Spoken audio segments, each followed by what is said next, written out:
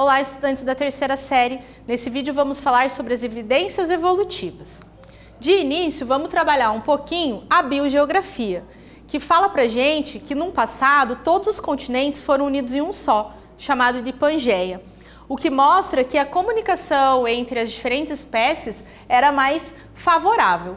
Quando começou a separação, dos continentes e levou então a formar grupos diferentes, isso mostra que ao se fixarem em locais diferentes, eles iam ter características ambientais distintas e que a pressão seletiva sobre os seres vivos que ali viviam também iam ser diferentes.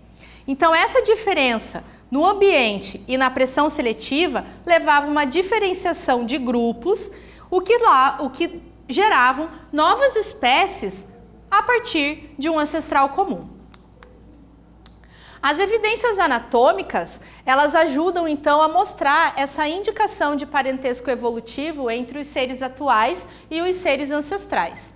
Os órgãos vestigiais, eles são órgãos que se encontram reduzidos e geralmente sem função em uma espécie, mas que em outros organismos são maiores e exercem funções distintas, como por exemplo a membrana nictitante, que está presente nos nossos olhos, mas que é um órgão vestigial.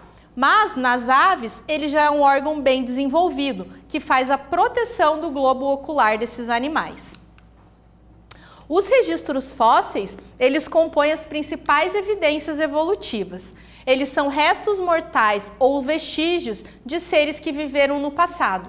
Então, avaliando esses restos mortais e vestígios como pegadas, ossos, dentes, musculatura, escamas, pelos, penas, ovos e fezes, os pesquisadores conseguem mostrar uma semelhança e também uma diferença entre os indivíduos que viveram no passado e a biodiversidade que a gente encontra no nosso planeta hoje.